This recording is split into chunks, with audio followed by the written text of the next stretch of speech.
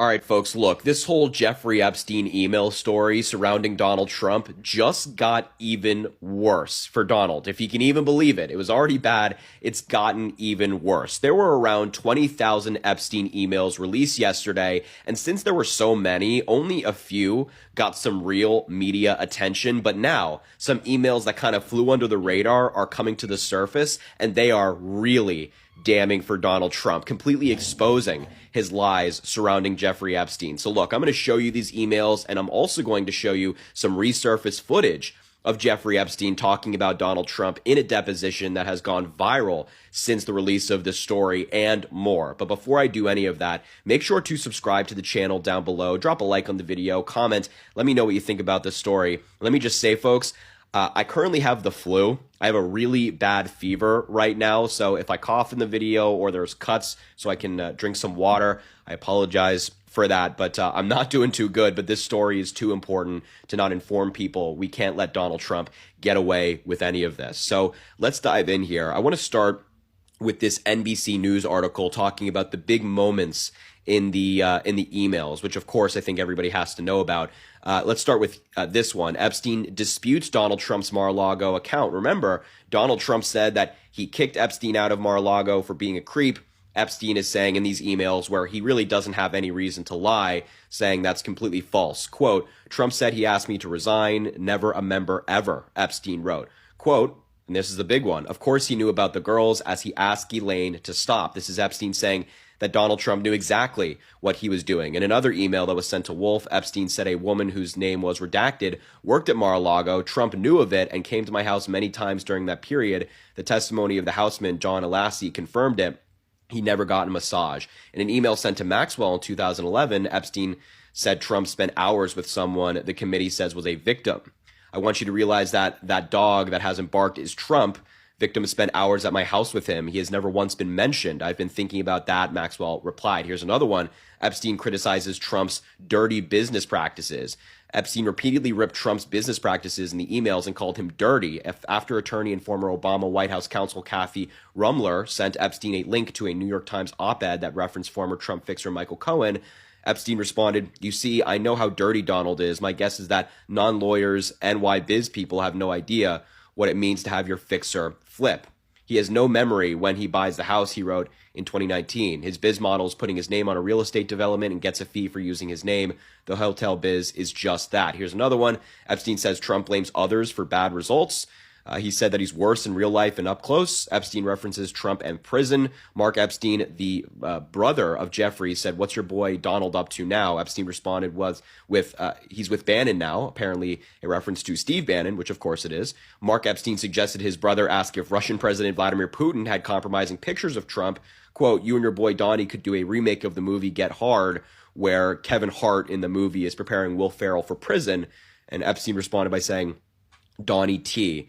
Epstein also denied that Bill Clinton ever went to the island. We have some major news. The White House is in chaos this morning as the backlash over the Epstein files continues to grow. Donald Trump has not publicly made a statement on his Truth Social account in more than 17 hours. Overnight, when asked about it in the Oval Office as he was signing the government shutdown reopening bill, he refused to answer. Meanwhile, the public is seeing more files released by the House Oversight Committee that suggest a much closer relationship between Donald Trump and Jeffrey Epstein. Files that show Jeffrey Epstein trying to communicate with senior government officials in the Russian government to help them understand Donald Trump. Files showing that Jeffrey Epstein said that he spent the first Thanksgiving of Trump's presidency in 2017 in Palm Beach with Trump, and much more. I'm going to continue combing through them. There are 23,000 of them. I've gone through many of them, and I'll highlight a lot of them for you throughout the day. But this is a crisis like no other for the White House. Spread the word, follow along for more, and subscribe to my Substack link in bio to support my work. Mike Johnson just made a significant announcement about the Epstein case files, okay? The speaker told reporters that he will be bringing a bill to the House floor next week that compels the Department of Justice to release all of the Epstein case files. This is earlier than many members and anyone really expected, and it follows weeks of pressure from both parties to get the documents out. Johnson said, and I quote, "We are going to put that on the floor for a full vote when we get back next week." He He also reminded reporters that the House Oversight Committee has been working around the clock on its own investigation. That committee has been reviewing evidence, internal communications, and prior DOJ actions tied to the case. If Johnson follows through, this would be the first full House vote specifically directing the Justice Department to release all remaining Epstein-related files. My name is Jared Zisser. Follow me on Instagram, TikTok, Substack, and YouTube for breaking news, updates, commentary, and the full story. You know, with the many times that Donald Trump has tried to distract from the Epstein files and kept the Congress from releasing the Epstein files, I think we all knew that there was information in there that he didn't want people to see.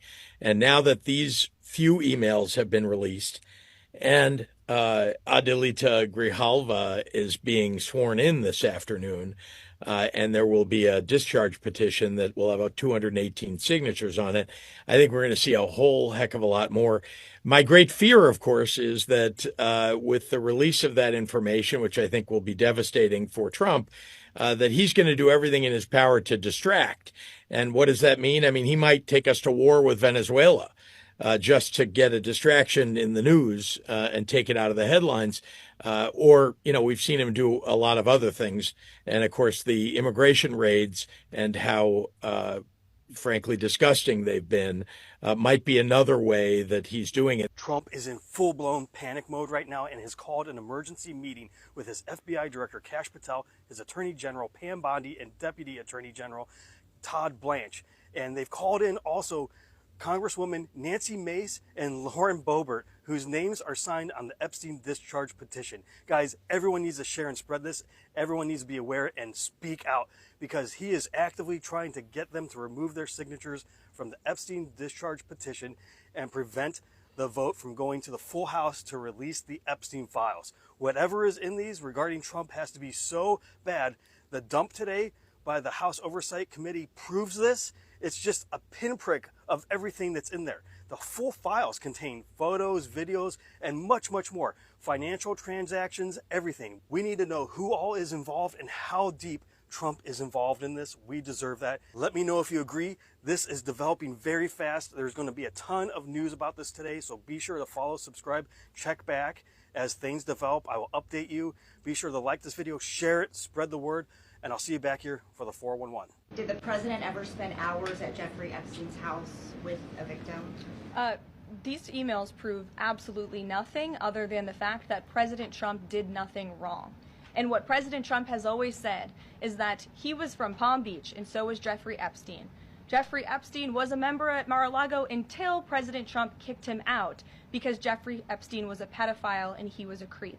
And this email you refer to with the name of a victim that was unredacted now and has since been reported on in this room, so I will go ahead and say it, Virginia Giuffre.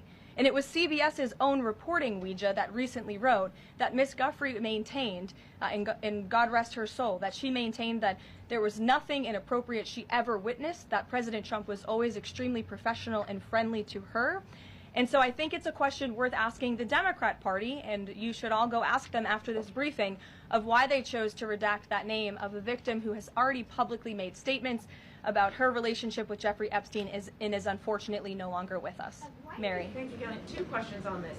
In the interest of transparency, why not just go ahead, release the full files on Epstein, get this all over with? This administration has done more with respect to transparency when it comes to Jeffrey Epstein than any administration ever.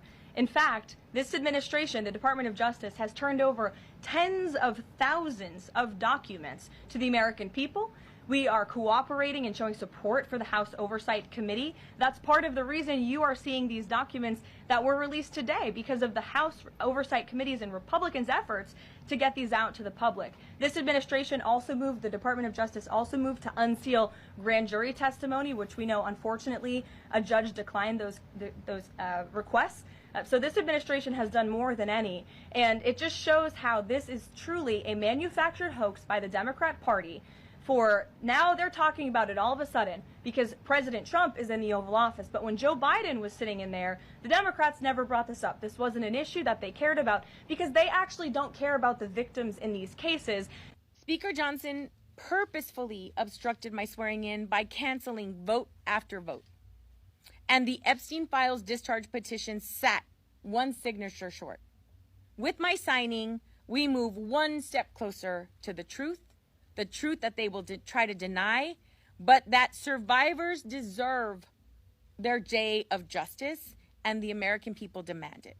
So, as you all noticed tonight, as soon as the discharge petition received the 218th signature, we brought it up on unanimous consent, and that would, as you know, make it, we get it through the process immediately. The Democrats, shockingly, opposed it. So it was a staggering level of hypocrisy. I think some of them regretted it because within about a half hour of that, there was a lot of confusion, and some of them claimed that they did not object, but they did, and that's what happened on the floor. So we're going to put that on the floor for a full vote next week as soon as we get back. In the meantime, I'll remind everybody, the Oversight Committee has been working around the clock, even through the government shutdown, for maximum transparency and full disclosure, as we have all been for since the very beginning. There's now, by my count, I think it's around 50,000 pages of documents that have been released. There was another big tranche that came out today, another 20,000 pages. They have combed through the Epstein estate files, which I'll remind everyone was not even anticipated in the discharge petition, and that's been a treasure trove, because included in that was Epstein's own personal financial ledgers, his travel logs, and his daily calendar, and all sorts of other things. So that's going to continue. The subpoenas are being complied with, and more are on the way. Look, I hate to be the bearer of bad news, but we will never see those Jeffrey Epstein files. And here's why. It's not just because of the people who are in the files. It's because of the people who have already seen the files. Because let's have a critical thinking moment, right? There's people who know exactly what has happened. They know that there's possibly people in certain positions who are in those documents, and there is a chance that they have been supporting them even after knowing what is in those files. So how do you, even though you are not in those files, then justify supporting someone who is in those files? You know, it's like me knowing someone is a PDF file and me still continuing to support this person and cover up for this person. And then it comes out that I knew the entire time who this person was and the things that this person has done. So then, of course, I would continue to do everything in my power to continue the cover up, right? Once again, I'm not saying who is or who isn't in the documents. I'm just saying people have seen the files. There are people who knows who are in the files. Who in the files have been arrested? They have the files. They have the documents. Have we seen any arrests? And they just insist on, there's no need to release it. There's no need to release it. There's no need to release it. We're never seeing that shit. Y'all can let it go. I don't care what email was sent out. Yeah. I'm not here to say I told you so, but I kinda did, because yesterday I predicted, my bold prediction was that many, many Republicans will break from Donald Trump and enough will vote to release the Epstein files in the House that they will have a veto-proof majority. And sure enough, we've got reporting this morning already that the White House is bracing for at least 100 Republicans to vote alongside Democrats to release the Epstein files, which would be well beyond a 2/3 majority threshold required to reach a veto-proof majority within the House. Now, obviously, the Senate would still have to vote on this, then it would go to the president's desk. There's a lot of murkiness here to still understand. But my argument will remain from now until these votes happen that there are already enough votes, not just in the House, but in the Senate, that enough Republicans are going to break because they see the ketchup on the wall. And I understand there are a lot of MAGA politicians, but politicians are politicians first and MAGA second. They know that he has used up his utility. They know that this is a sinking ship, and they are all going to get off board as soon as possible. This guy's a lame duck. He is flailing. This is a White House in crisis, and this is not going away. As all this new Epstein proof is coming out, let us not forget what happens if we actually do get to impeach Trump. Vance becomes president. So, like, I'm just not sure if we should be as, like, hopeful and excited as we are about that idea, because I think there's a chance that's worse. It's not just these 3 emails from Jeffrey Epstein that mention President Donald Trump. There is actually a ton of emails that mention Donald Trump, and I read them this morning. Now, you probably already know that the House Democrats on the Oversight Committee released these 3 specific emails from the convicted sex trafficker Jeffrey Epstein that all mentioned the president this morning. But what you may not know is the full House Oversight Committee, including Republicans, released 20,000 additional documents from the Epstein estate this morning, too. And I just went through hundreds of those documents, and they all, in some way or another, mention Trump. Some talk about Trump before he was president, but most of these emails from Jeffrey Epstein were dated 2017, 2018, during Trump's first term, and discussed Trump's strategies, his comments publicly and in private, and at least one talks about potential leverage that Epstein could have on Trump. Now, before I get into all of this, because there's a lot, the White House responded to this huge document dump today. These emails prove absolutely nothing other than the fact that President Trump did nothing wrong. And what President Trump has always said is that he was from Palm Beach, and so was Jeffrey Epstein. Jeffrey Epstein was a member at Mar-a-Lago until President Trump kicked him out because Jeffrey Epstein was a pedophile and he was a creep. And this email you refer to with the name of a victim that was unredacted now and has since been reported on in this room, so I will go ahead and say it, Virginia Giuffre. And it was CBS's own reporting, Ouija, that recently wrote that Miss Giuffre maintained, and God rest her soul, that she maintained that there was nothing inappropriate she ever witnessed, that President Trump was always extremely professional and friendly to her. And so I think it's a question worth asking the Democrat Party, and you should all go ask them after this briefing, of why they chose to redact that name of a victim who has already publicly made statements about her relationship with Jeffrey Epstein and is unfortunately no longer with us. We'll get to what the White House press secretary said in a second, but first, the facts. Fact, victim names are always redacted in these files. Fact, the documents I'm reporting on in this video were released by both Democrats and Republicans. Fact, all of the emails I'm reporting on are part of a trove of documents that the full House Oversight Committee received from the Epstein estate. These documents did not come from the Justice Department's massive Epstein file because they still haven't released that file, as you know. These emails are just the tip of the iceberg. There will very well be more emails or documents that mention Trump that come out that were sent over to the House committee by the Epstein estate as the committee members sort through them. Okay, so now to these actual emails. You already heard about the 3 specific ones from Jeffrey Epstein to the writer Michael Wolff and to Ghislaine Maxwell. In one of them, Epstein writes that Trump spent hours at his house with one of the victims. The Republicans say that victim was one of the most recognizable Epstein victims, Virginia Giuffre. In another email, Epstein told Wolff that one of the victims, whose name was also redacted, was at Mar-a-Lago and said, of course he, meaning Trump, knew about the girls. He asked Ghislaine to stop. And perhaps the most damning of these 3 emails is this one from December of 2015. It's also from Epstein to Wolff and talks about how Trump would likely try to distance himself from Epstein during a CNN interview on the campaign trail. Epstein suggested that he could craft some kind of answer that Trump could give to CNN. Instead, Wolff suggested that it would be better if Trump denied the relationship with Epstein. That way Trump would hang himself, so then Epstein could use that secret as leverage if Trump won the election. Wolff suggested that Trump would then be in debt to Epstein.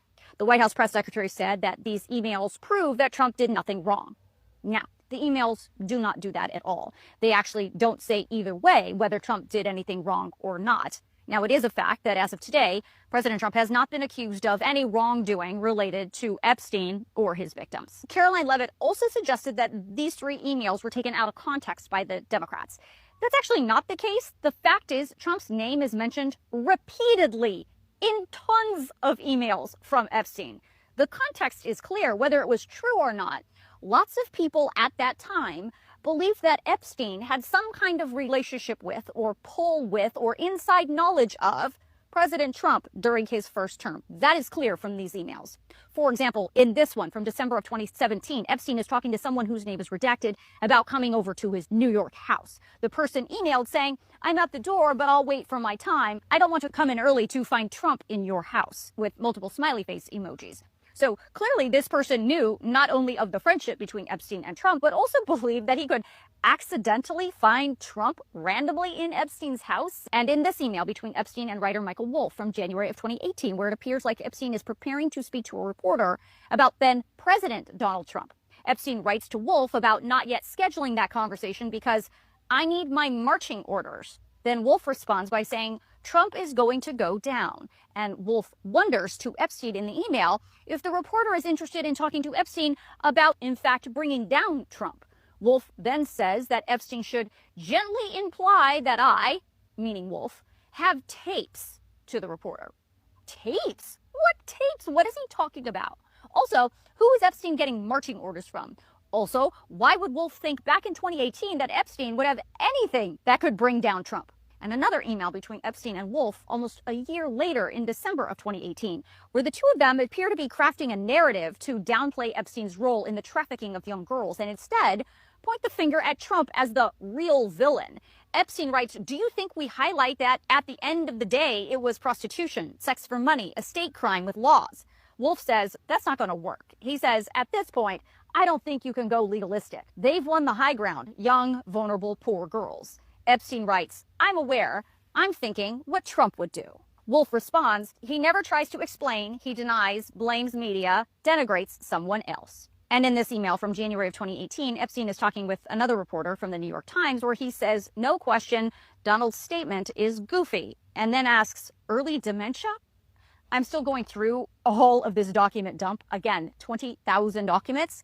If I find anything else that is significant, of course, I will share it with you. And if you want to see these documents for yourself, I'm going to email them all out to you tonight in my Facts HQ email, so make sure you sign yourself up. If there was any doubt remaining that Donald Trump is involved with Jeffrey Epstein and the Epstein list, then let what happened today put that totally to bed, because over the past few hours, we've seen a plethora of documents and emails of Epstein and Maxwell talking about Trump, making it evident that Donald Trump not only knew what was going on, but was well aware of what was going on. In one email, Maxwell says Trump asked her to stop. Many people might read that and interpret it like Trump is asking them to stop doing what they're doing. No, he's asking them to stop taking girls from Mar-a-Lago. The emails make it clear that Trump knew about the girls. They say Trump was in Epstein's house with victims. And by the way, there's even emails connecting Trump and Epstein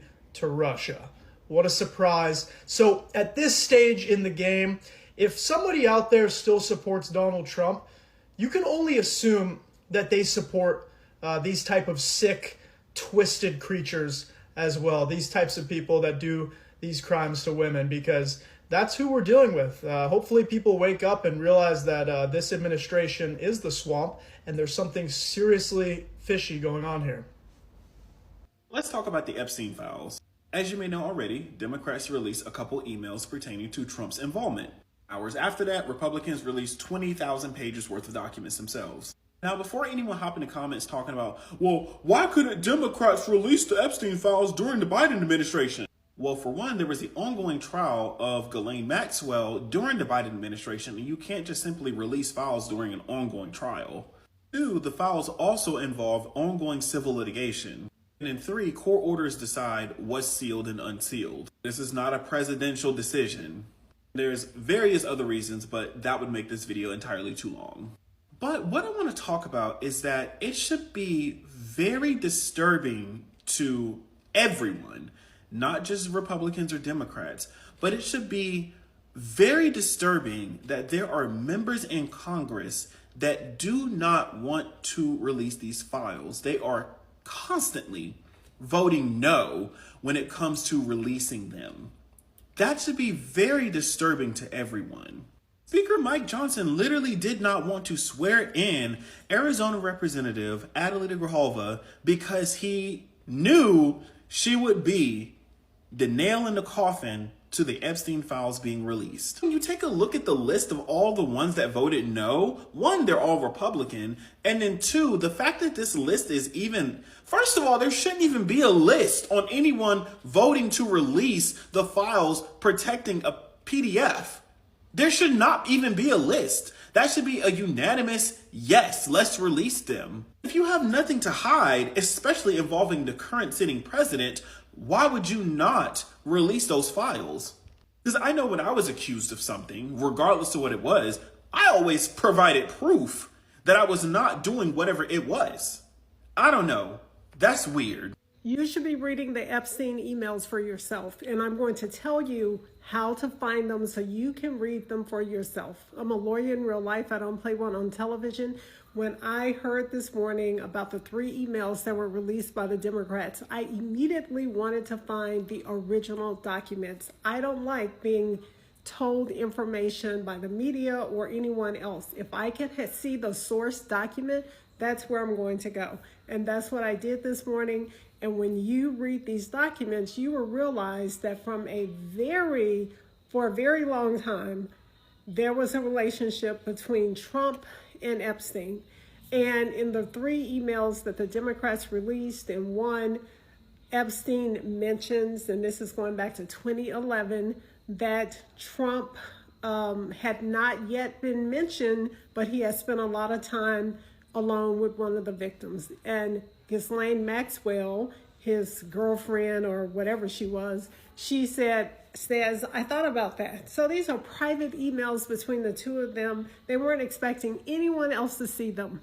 And also, but I want you all to know that Trump is mentioned in more than just these 3 emails. So I also went to the Republican website where they released over 20,000 pages of documents related to the Epstein files. And I just randomly opened some of the documents and I found information about Trump, just randomly going through. There's information about Trump. And I'm going to put here on the screen one of the emails that I found about Trump. And I don't know exactly what this means, but it was some type of alert for Epstein's name on Google. And it talked about some type of tapes involving PP tapes and Russian hookers. So I don't know what it means, but I think it's really interesting that Trump is mentioned throughout the Epstein files, just not 1 or 2 emails. I also found other references to Trump by just randomly opening the emails, but you need to go see this for yourself. And now that we have more information, I really want to know from all those people who say they are defenders of children, they want to fight against PDFs, they want to stop trafficking. What do you have to say now? What do you think now that you've seen some of these emails where Trump is just mentioned throughout in regards to Epstein? Please let us know in the comments. I think the more they've held back, the more interested I am, because I do think any massive scandal when it comes to pedophilia, going back to The Keepers on Netflix, do you remember the Catholic school? And it was about protecting people with power in communities, in countries. It's about protecting, in this case, billionaires who, you know, even if you're not incriminated in the actual files and people are worried about association, there are billionaires that have funded so many politicians and people, and they have continually bought their own safety, while victims have, sadly, I mean, look at Virginia Giuffre, who took her own life as a reason. Tragic. You know, tragically. But these victims will never be the same. And the fact that these people in power, which that is, pedophilia is abusing the most vulnerable among us. And if we do not keep our foot on the pedal when it comes to revealing these, and these pedophile rings and pedophiles and protecting people has gone on for years, decades, hundreds of years. In my lifetime, I look at some of the earliest kidnappings, and now as an adult, I remember faces on milk cartons. And then the knowledge comes out and you grow up and you realize that was pedophilia and rings and trafficking. And it continues to go on. We have got to all come together on an issue everyone can agree on. Pedophilia, raping, assaulting enslaving people into sexual roles is wrong. It's bad. It has to be uncovered because behind it is money and power. Listen, I am not saying this man is in the files. I don't know that for sure. But what I do know is that it's a bad look to call Republicans and tell them they must remove their name from the discharge. To tell Republicans they can't vote to release these files. I know that's a bad look. And I also know that they know it's a bad look. It's a horrible PR look. I also know that they know that that information would leak. There's zero chance that they were like, oh, I'm gonna call Lauren Boebert and tell her to not release the files and she won't tell anybody. Yeah, they knew that was going to leak. So what I'm saying, only he knows for sure if he should be in the files. If he did anything that would get him put into said files, and then if he did, he knows exactly what's probably in there. I'm saying he's choosing the bad PR that this is definitely going to bring over whatever mysterious thing may be in those files. Again, choosing this bad look over whatever the fallout would be if the files were released. Just let that sit. Just let that sit and think, okay.